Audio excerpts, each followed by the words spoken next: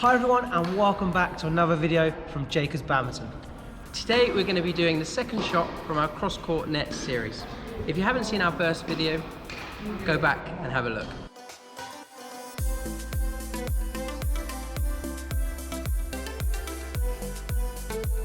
Today we're going to be looking at the Deceptive cross net. We're going to show you how to play it, so looking closely at the technique. And if you watch till the end, we're going to show you some strategies and show you when to use it. So if you're new to cross net, this is the easier of the two options that I'll be showing you today.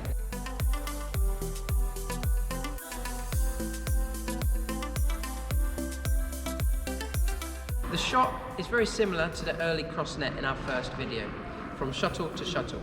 Only this time you'll be showing a nice straight net shot to fool the opponent. You need to make sure that you're holding a forehand grip for the forehand side and a bevel grip for the backhand side.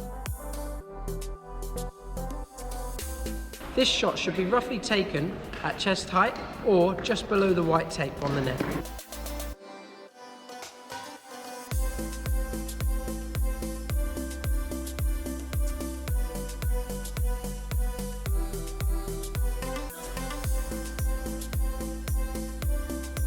So the first thing you need to be doing is showing your straight net.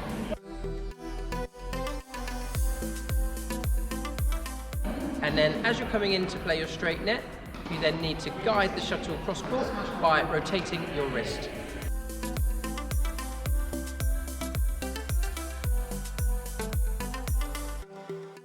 You also need to make sure that you go past the shuttle when you're turning the racket. Because if you don't go past the shuttle far enough, then what could happen is as you turn the head of the racket, you could hit the frame. So taking a look at some common mistakes we see with this shot, and as Daryl mentioned earlier here, you can see how he's not getting his racket outside the line of the shuttle. As a result, it ends up clipping the side of his frame, and he's definitely not going to be getting any control with this action.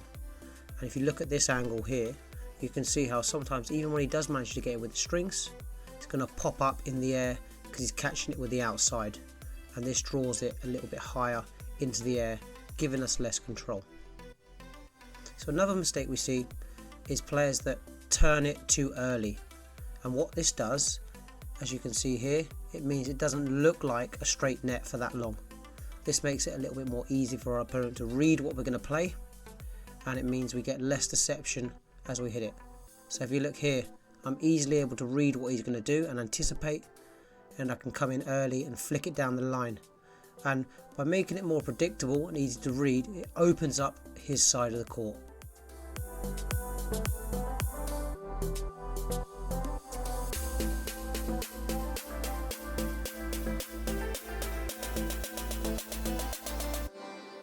You also need to make sure that you are nice and smooth when guiding the shot cross court, and that you have nice and loose fingers and you're not holding it too tight.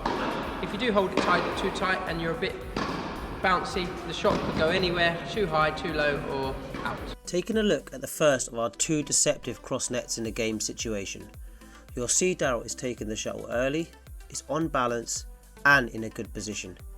He's preparing the racket like a straight net shot and holding it here as long as he can, and then turning it at the last moment possible.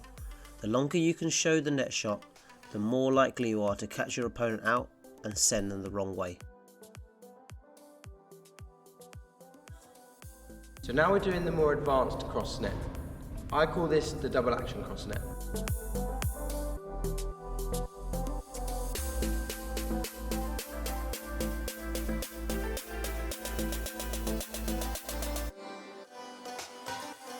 It's similar to the simple cross net, but there is more of a drop involved. And what this means is you're trying to create more of like an L as you're hitting it cross.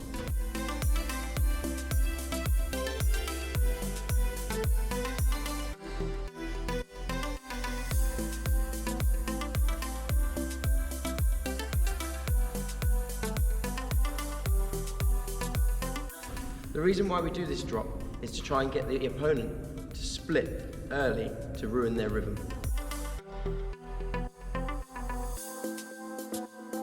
So you take it nice and early at point A, you drop to B, and then you turn and hit in between B and C. A, B, C. The first mistake we make with this shot is that people drop the racket too early before the shuttle even gets near their racket, which is not going to fool anyone. And also this doesn't create deception if you're going to drop early, because the opponent will just wait and then move to where you hit it.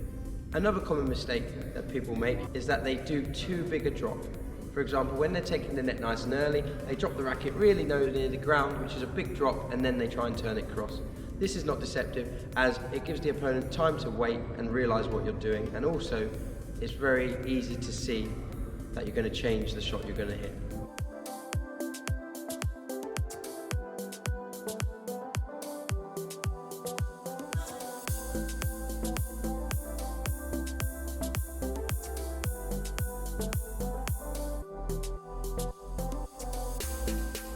Taking a look at the more deceptive cross net in a rally situation, you'll hopefully see from these examples the key points we've already discussed, and if you use these and play the shot at the right time, just how effective the results can be. It will take a lot of practice to get the timing of the shot right, because as Daryl mentioned earlier, you'll need to make it look like a net for as long as possible to get them to wait, and then drop the racket quickly to sell to your opponent is going to be a lift. If you get this right, it can sometimes get them to shift their weight onto their heels, making it tougher to move forward. You'll see that when the cross is played, how it temporarily makes the opponent stop and break their rhythm. If you play against someone who is very quick around the court, this can be a great tool to mess with their timing and footwork and create some uncertainty in their mind about where you might hit it. If you want to survive and get yourself out of trouble at the net by playing a cross-court late net, then check out the next video that will help you do this.